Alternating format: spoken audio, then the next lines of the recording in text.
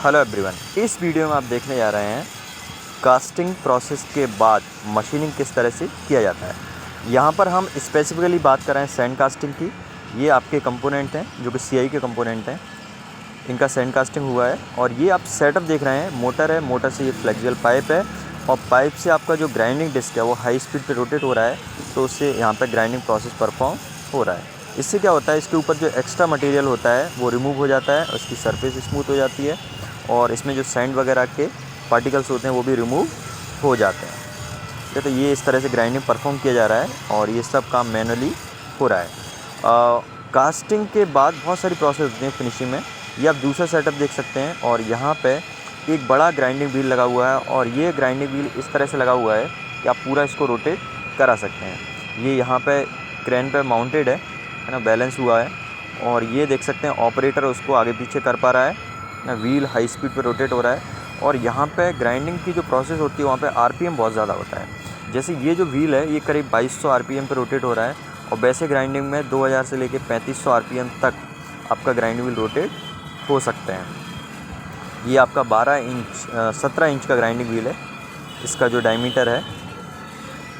और ये abrasive particles होते हैं इसके अंदर, वो अब्रेसिव पार्टिकल्स आपका ग्राइंडिंग परफॉर्म करते हैं। अब देखिए काफ़ी बड़ी बड़ी कास्टिंग है और आप देख सकते हैं मोटर है।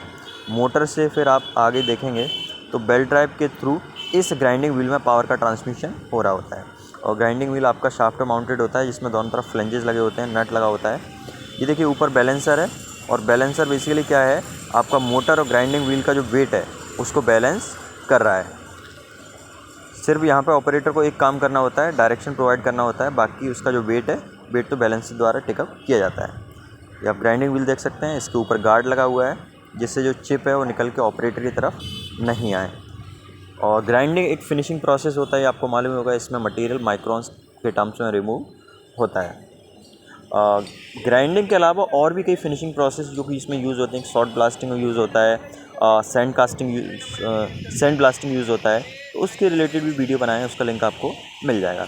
ये देखिए कास्टिंग हो चुका है। ये इस तरह का आपका ग्राइंडिंग व्हील होता है और इसमें आप अब्रेसिव पार्टिकल्स देख सकते हैं और बाइंडिंग मटेरियल होता है। अब्रेसिव पार्टिकल्स आपका कटिंग करते हैं और बाइंडिंग मटेरियल होता है वो अब्रेसिव पार्टिकल को जोड़ के रखता है, स्टिक करके रखता है एक साथ।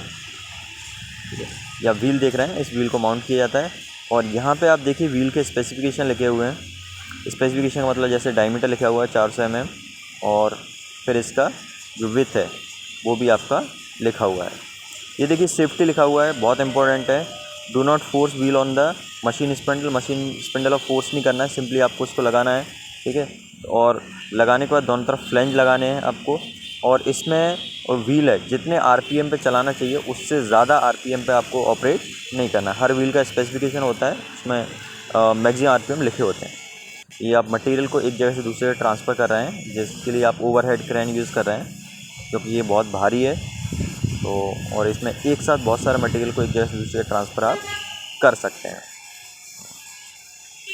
तो एक आपको आइडिया मिला होगा किस तरह से मशीनिंग की जाती है।